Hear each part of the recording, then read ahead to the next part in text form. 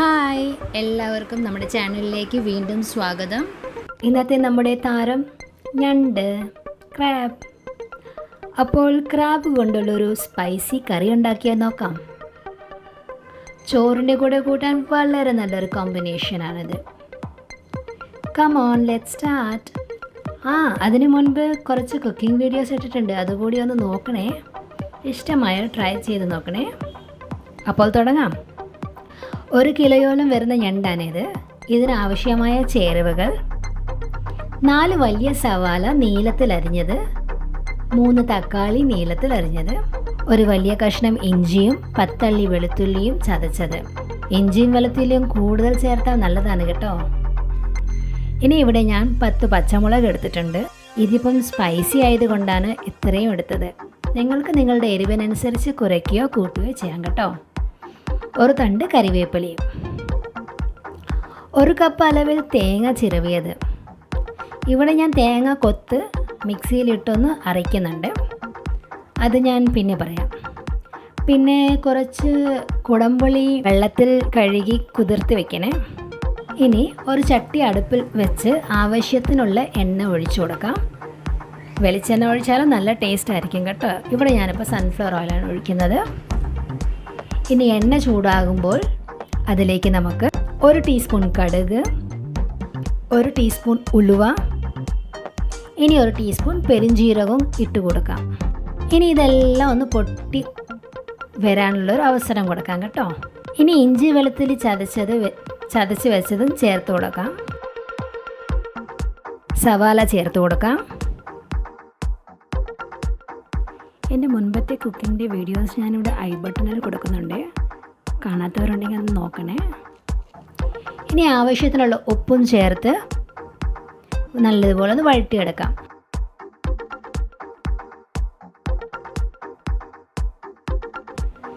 ഇതോടൊപ്പം പച്ചമുളകും കറിവേപ്പിലയും കൂടെ ചേർത്ത് കൊടുക്കാം.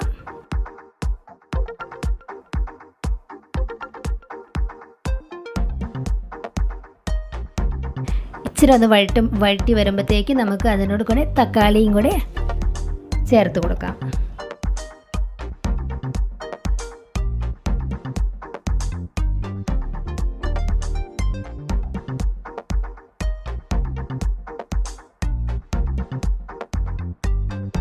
ഇനി ഒന്ന് വഴന്നു വരുമ്പം മസാലകൾ ചേർക്കാം.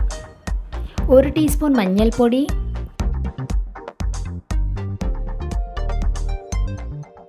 3 ടീസ്പൂൺ മുളക് പൊടി,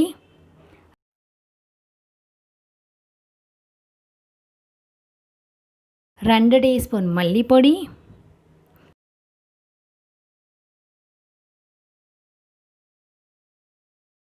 2 ടീസ്പൂൺ കുരുമുളക് പൊടി ചേർത്ത് ഇളക്കണം. ഒപ്പം ഒരു പാത്രത്തിൽ വെള്ളം തിളപ്പിക്കാൻ വെക്കണം കേട്ടോ. ഈ വെള്ളം ഒഴിച്ചാണ് നമ്മൾ ഈ കൂട്ടൊന്ന് വേവിച്ചെടുക്കുന്നത്. മസാല ഒന്ന് നന്നായി വഴന്നു വരുമ്പം തേങ്ങ കൊത്ത് എടുത്ത് വെച്ചിരിക്കുന്നത് ഒന്ന് മിക്സിയിലിട്ട് അരച്ചെടുക്കാം. ഇനി ഇതിൻ്റെ കൂടെ മസാല ചേർക്കാം. ഇനി അഥവാ തേങ്ങ ചിരവിയതാണെങ്കിൽ അതോടൊപ്പം ഈ മസാല ചേർത്ത് മിക്സിയിലടിക്കാം. ഇനി ആ അരപ്പ് ഒന്ന് ചേർത്ത് കൊടുക്കാം. നന്നായിട്ടൊന്ന് ഇളക്കി വഴറ്റി എടുക്കാം. ഒപ്പം തിളയ്ക്കാൻ വെച്ചിരുന്ന വെള്ളവും കൂടി ഇടയ്ക്കിടയ്ക്ക് ഒഴിച്ചു കൊടുത്ത് ഇളക്കിയെടുക്കാം. ആ വെള്ളത്തിൽ ഈ മസാലകളെല്ലാം ഒന്ന് നല്ലതുപോലെ വഴന്ന് കിട്ടും.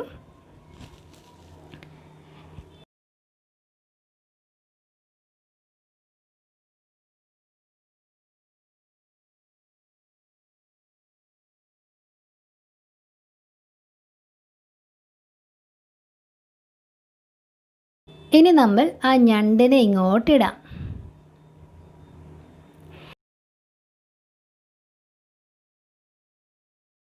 ഇനി മസാല എല്ലാം ഒന്ന് ഇതിലേക്ക് കൂട്ടി പിടിപ്പിക്കാം.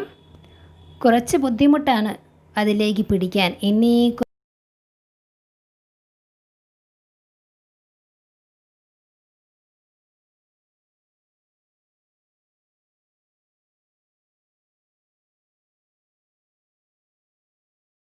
കുറച്ച് വെള്ളം കൂടി ഒഴിച്ച് നന്നായി ഇളക്കി വയ്ക്കാം. ഇനി കുടംപുളിയും കൂടി ഒന്ന് ഇട്ട് കൊടുക്കാം. കുടംപുളി ഞാൻ ഇത്രയേ ചേർത്ത് കൊടുക്കുന്നുള്ളൂ കേട്ടോ. മൂടി വച്ച് തിള വരുന്നത് വരെ ഒന്ന് മൂടി വയ്ക്കാം.